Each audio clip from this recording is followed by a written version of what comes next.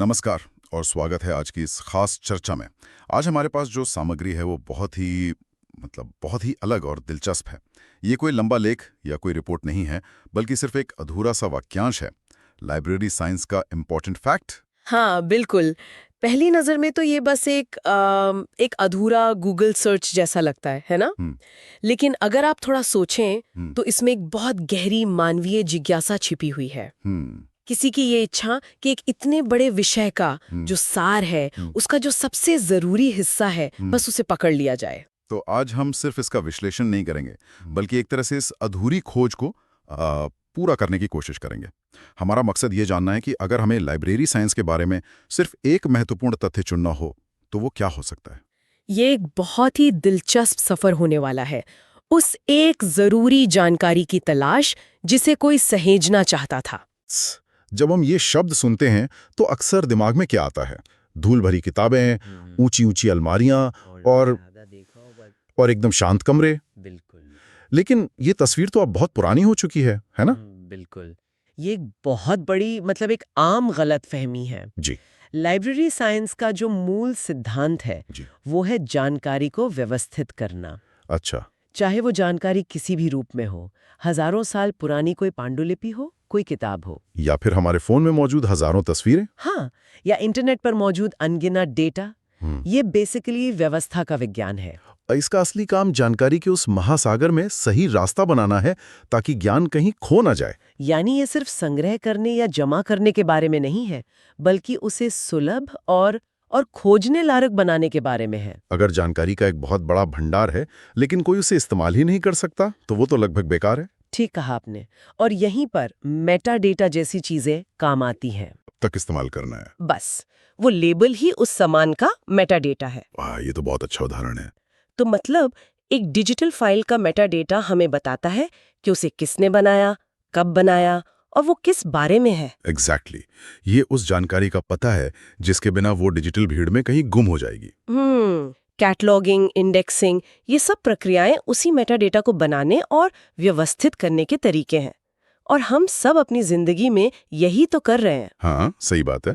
जब हम अपने फोन की तस्वीरों को परिवार या ट्रिप जैसे एल्बम में डालते हैं, तो हम मेटा डेटा ही बना रहे हैं। हम सब एक तरह से अपने जीवन के लाइब्रेरियन बन गए हैं। आप आते हैं वाक्यांश के दूसरे हिस्से पर, इम्पोर्टेंट फैक्ट। किसी ने इस पूरे विशाल क्षेत्र में से, इस व्यवस्था के विज्ञान में से सिर्फ एक महत्वपूर्ण तथ्य को निकालने की कोशिश की है। तो अगर हमें इस खोज को पूरा करना हो तो वो एक इम्पोर्टेंट फैक्ट क्या हो सकता है? कहां से शुरू करें? ये एक बहुत ही बेहतरीन सवाल है और मेरे हिसाब से सबसे अच्छी शुरुआत होगी भारत के ही एक महान विचारक एसआर रंगनाथन के काम से। एसआर रंगनाथन जी, उन्हें भारत में लाइब्रेरी साइंस का जनक माना जाता है और उन्होंने कुछ ऐसे नियम दिए जो आज भी उतने ही प्रासंगिक हैं। हाँ, ये नाम सुना तो है मैंने। उन्हें क्या नियम दिए थे? क्या वो हमारे पहले दावेदार हो सकते हैं? बिल्कुल हो सकते हैं। उन्हें लाइब्रेरी साइंस के 5 नियम कहा जाता है। ये 1931 में दिए गए थे, पर जब आप उन्हें सुनेंगे तो आपको लगेगा कि ये आज के डिजिटल युग के लिए ही लिखे गए हैं। अच्छा, बताइए, मैं सुनने के लिए उत्सुक हूँ। तो पहला नियम है, किताबें उपयोग के लिए हैं। किताबें उपयोग के लिए हैं। ये तो बहुत सीधा और सरल लगता है। सुनने में सीधा लगता है, लेकिन उस समय ये क्रांतिकारी था। इसका मतलब था कि जानकारी को सिर्फ इकट्ठा करके अलमारी में बंद करने के लिए नहीं है, उसका इस्तेमाल होना चाहिए। आज के संदर्भ में सोचें तो इसका मतलब है कि डेटा को सर्वर पर बंद नहीं रहना चाहिए, वो यूजर्स तक पहुंचना चाहिए। यानी ज्ञान कोई सजावट की चीज नहीं, बल्कि एक औजार होना चाहिए। ये तो समझ में आता है। और दूसरा नियम है, हर पाठक को उसकी किताब मिले। हर पाठक को उसकी किताब मिले। जी। ये व्यक्तिकरण पर्सनलाइजेशन की बात करता है। सिस्टम को हर व्यक्ति की जरूरत को समझना चाहिए और उसे वही जानकारी देनी चाहिए जो उसके लिए सबसे ज्यादा जरूरी है। अरे वाह, आज नेटफ्लिक्स या अमेज़न आपको जो सुझाव देते हैं, बिल्कुल वे इसी सिद्धांत पर काम करते हैं। वे आपको आपकी पसंद की किताब या फिल्म तक पहुंचा रहे हैं। और तीसरा नियम, क्या वो उसका उल्टा होगा? हर किताब को उसका पाठक मिले। आप बिल्कुल सही रास्ते पर हैं। तीसरा नियम यही है। इसका मतलब है कि हर जानकारी, चाहे वो कितनी भी छोटी या अजीब क्यों ना हो, उसके लिए कोई ना कोई पाठक या उपयोगकर्ता कहीं ना कहीं मौजूद है। और लाइब्रेरी का काम उस जानकारी को उस पाठक से मिलाना है। हाँ, इंटरनेट पर जो छोटे छोटे ऑनलाइन समुदाय या फोरम होते हैं वे इसी नियम का जीता जागता सबूत है। ये तो कमाल है। चौथा और पांचवा नियम भी इतने ही दिलचस्प हैं। हाँ, चौथा नियम है पाठक का समय बचाओ। पाठक का समय बचाओ। यानी व्यवस्था ऐसी होनी चाहिए जो कुशल हो, एफिशिएंट हो। गूगल सर्च का पूरा कारोबार इसी एक नियम पर बना है। सही बात है, सेकंडों में सही जानकारी देना। और पांचवा नियम है पुस्तकालय एक वर्धनशील संस्था है, मतलब the library is a growing organism. एक जीवित चीज की तरह। हाँ, इसका मतलब है कि लाइब्रेरी या कोई भी सूचना प्रणाली कभी पूरी नहीं होती। उसे नई जानकारी, नई तकनीक और बदलते समाज के साथ लगातार विकसित होना पड़ता है। तो हमारा पहला दावेदार है लाइब्रेरी साइंस का सबसे महत्वपूर्ण तथ्य रंगनाथन के ये 5 नियम हैं जो हमें सिखाते हैं कि जानकारी को सुलभ, व्यक्तिगत, कुशल और हमेशा विकसित होने वाला होना चाहिए। ये एक बहुत मजबूत दावेदार है, एक मजबूत नींव है। हाँ। लेकिन कुछ लोग ये तर्क दे सकते हैं कि यह सिस्टम के बारे में ज्यादा है। आज की दुनिया में जहां जानकारी की कोई कमी नहीं है बल्कि भरमार है, हाँ। शायद सबसे जरूरी तथ्य सिस्टम के बारे में नहीं बल्कि उपयोगकर्ता के बारे में है। अच्छा, तो आप इंफॉर्मेशन लिटरेसी या सूचना साक्षरता की तरफ इशारा कर रही हैं? बिल्कुल, यहां हमारा दूसरा दावेदार हो सकता है। आज चुनौती जानकारी ढूंढना नहीं है बल्कि सही जानकारी ढूंढना और उसकी परख करना है। सही बात। सूचना साक्षरता का मतलब सिर्फ पढ़ना लिखना नहीं है। इसका मतलब है ये समझना कि जानकारी आ कहां से रही है, उसे बनाने वाले का मकसद क्या हो सकता है, उसमें कोई पक्षपात तो नहीं है? हाँ, और क्या उस पर भरोसा किया जा सकता है। ये तो आज के दौर में एक सुपर पावर की तरह है, खासकर जब हमारे सामने फेक न्यूज़ है, प्रोपेगेंडा है और अब तो एआई से बनी सामग्री की भी बाढ़ आ गई है। सही कहा। सोचिए, आपको एक ही घटना पर 2 अलग-अलग वेबसाइटों पर 2 बिल्कुल विपरीत खबरें मिलती हैं।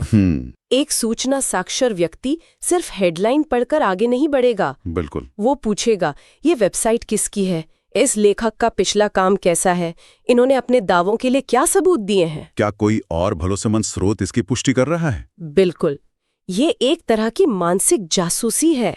तो इस दृष्टिकोण से लाइब्रेरी साइंस का सबसे महत्वपूर्ण तथ्य ये है कि जानकारी को व्यवस्थित करना ही काफी नहीं है, हमें अपने दिमाग को भी उसे सही तरीके से इस्तेमाल करने के लिए प्रशिक्षित करना होगा। हाँ, यानी सबसे जरूरी औजार लाइब्रेरी की अलमारी में नहीं बल्कि हमारे अपने दिमाग में है, आलोचनात्मक सोच, क्रिटिकल थिंकिंग। और ये एक दिलचस्प बात है क्योंकि ये लाइब्रेरी साइंस के पारंपरिक दायरे को बहुत बड़ा कर देता है ना? हाँ, बिल्कुल। अब लाइब्रेरियन का काम सिर्फ किताबें देना नहीं है बल्कि लोगों को ये सिखाना भी है कि जानकारी के इस जंगल में सही रास्ता कैसे खोजा जाए। ठीक है, तो हमारे पास 2 बहुत ही अलग लेकिन शक्तिशाली दावेदार हैं। एक रंगनाथन के नियम जो एक आदर्श सूचना प्रणाली की नींव रखते हैं और दूसरा सूचना साक्षरता का विचार जो उपयोगकर्ता को सशक्त बनाता है। क्या कोई तीसरा कोण भी हो सकता है? एक तीसरा कोण भी है जो इन दोनों के बीच कहीं है। ये वर्गीकरण मतलब क्लासिफिकेशन के दर्शन से जुड़ा है, जानकारी को अलग अलग श्रेणियों में बांटने की कला। अच्छा, जैसे जब हम लाइब्रेरी के बारे में सोचते हैं तो हमें वो नंबर याद आते हैं जो किताबों की रीढ़ पर लिखे होते हैं। हाँ, जैसे कि डेवी डेसिमल सिस्टम। हाँ बिल्कुल, कि 800 नंबर की अलमारी में साहित्य मिलेगा, 900 में इतिहास। हाँ। तो क्या ये सिस्टम ही सबसे जरूरी चीज है? ये सिस्टम अपने आप में बहुत शक्तिशाली है। इसका उद्देश्य था पूरी दुनिया के ज्ञान का एक नक्शा बनाना जहां हर विषय की एक अपनी जगह हो। लेकिन यहाँ एक बहुत ही सूक्ष्म और महत्वपूर्ण बात छिपी है। वर्गीकरण कभी भी एक तटस्थ या निष्पक्ष काम नहीं होता। इसका क्या मतलब हुआ?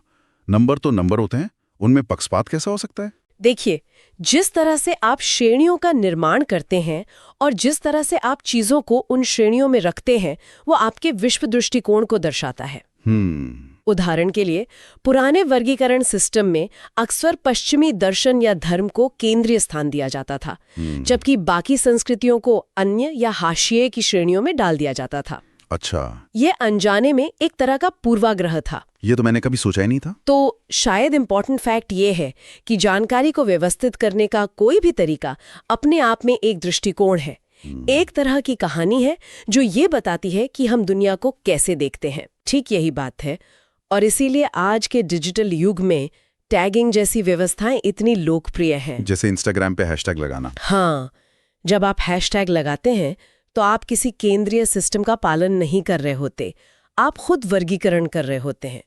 इसे फोक्सोनॉमी कहते हैं, यानी लोगों द्वारा बनाया गया वर्गीकरण। ये ज्यादा लोकतांत्रिक है, लेकिन ज्यादा अव्यवस्थित भी। वाह। तुम्हारे तीसरे दावेदार का सार ये है कि ज्ञान को व्यवस्थित करने की क्रिया खुद ज्ञान के बारे में हमारी समझ को आकार देती है और हमें इन व्यवस्थाओं पर सवाल उठाना सीखना चाहिए। तो हमने 3 बड़े दावेदार देखे। रंगनाथन के शाश्वत नियम जो सिस्टम को दिशा देते हैं, सूचना साक्षरता की आधुनिक जरूरत जो उपयोगकर्ता को ताकत देती है, और वर्गीकरण के पीछे का दर्शन जो हमें व्यवस्था पर ही सवाल उठाना सिखाता है। अब हम उस मूल सवाल पर वापस आते हैं, इनमें से कौन है वो एक इंपॉर्टेंट फैक्ट? ये एक मुश्किल सवाल है और मुझे लगता है कि इसका जवाब इस बात पर निर्भर करता है कि ये सवाल कौन पूछ रहा है। अच्छा। एक लाइब्रेरियन के लिए जो एक सिस्टम डिजाइन कर रही है, शायद रंगनाथन के नियम सबसे ज्यादा महत्वपूर्ण होंगे। सही है। एक छात्र के लिए जो इंटरनेट पर रिसर्च कर रहा है, सूचना साक्षरता सबसे जरूरी होगी। और एक समाजशास्त्री या प्रोग्रामर के लिए? उनके लिए वर्गीकरण के पीछे का दर्शन सबसे ज्यादा मायने रखेगा। तो आप कह रही हैं कि शायद उस वाक्यांश का अधूरापन ही उसका असली जवाब है। शायद कोई एक इंपॉर्टेंट फैक्ट है ही नहीं, क्योंकि महत्व हमेशा संदर्भ पर, कॉन्टेक्स्ट पर निर्भर करता है। हाँ, या शायद सबसे महत्वपूर्ण तथ्य यह है कि लाइब्रेरी साइंस कोई स्थिर नियमों का संग्रह नहीं है। ये जानकारी और समाज के बीच के रिश्ते को समझने का एक लगातार विकसित हो रहा अनुशासन है। इसका असली काम जवाब देना नहीं, बल्कि बेहतर सवाल पूछना सिखाना है। ये एक जीवित संवाद है जो कभी खत्म नहीं होता। तो लाइब्रेरी साइंस के इंपॉर्टेंट फैक्ट की हमारी खोज हमें किसी एक जवाब पर नहीं, बल्कि कई गहरे सवालों और विचारों तक ले आई है। ये सिखाती है कि ज्ञान की तलाश सिर्फ जवाब पाने में नहीं, बल्कि सबसे जरूरी चीज को पहचानने की प्रक्रिया में है। बिल्कुल। जानकारी के इस युग में सबसे बड़ी कला शायद ये जानना है कि क्या नजरअंदाज करना है और किस पर ध्यान केंद्रित करना है।